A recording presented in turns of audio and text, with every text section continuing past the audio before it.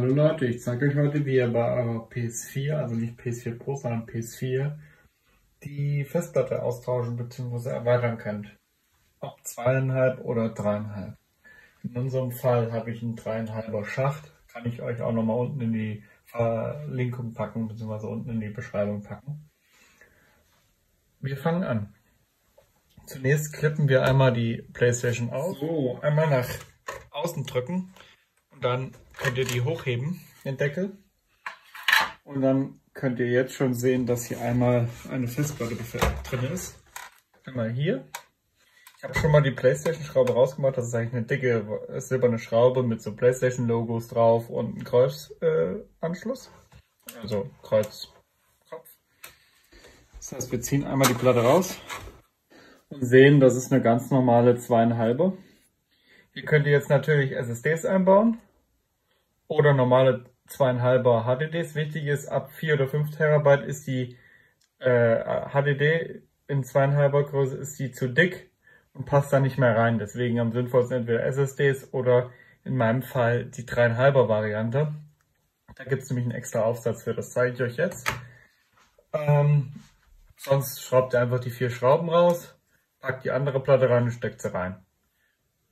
In dem Fall habe ich aber einen 3,5er Schacht. Den zeige ich euch jetzt.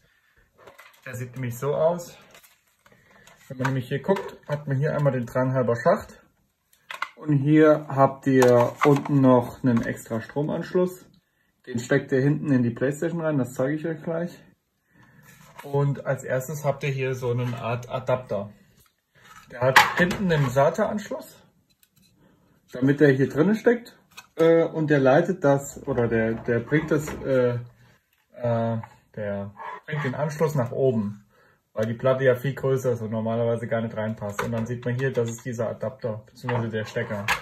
Wir stecken jetzt einmal diesen Adapter rein, schieben ihn bis nach hinten rein und haben dann hier eine Schraube, die wir reinschrauben können, was wir jetzt auch tun. Das tun wir jetzt einmal kurz. Wichtig ist, diese Schraube ist kein Kreuz, sondern das ist ja, Torx oder Sicherheitstorx. Ja, das heißt, das machen wir jetzt einmal kurz. Schrauben es rein. Genau, einmal kurz geknackt. So. Einmal fest. Jetzt setzen wir das Teil drauf. Läuft recht einfach. Ihr macht das wie bei dem anderen. Steckt es erstmal wieder so halb drauf und fahrt es dann rüber. Damit es dann auch einrastet. Einen Moment. Genau, einmal eingerastet. Dann öffnet ihr den Deckel und habt hier unten den SATA-Port und dort steckt ihr einmal den SATA-Stecker rein. Einen Moment. So, SATA drin. Dann könnt ihr, wenn ihr reinguckt, na, jetzt bräuchte ich nochmal Licht. Einen Moment. Guck mal, ob ich es anschalten kann. Wird ein bisschen schwierig. Habt ihr auf der Unterseite nochmal einen SATA-Anschluss und da passt dann die 3,5 Zoll Festplatte rein. Erst einmal kurz die Platte reinstecken. Moment. Hier, ich habe einfach eine Seagate Barracuda Festplatte gekauft, so wie ihr normalerweise einen PC auch drin habt. Habt dann den SATA-Anschluss und nehmt das einfach und schiebt es rein.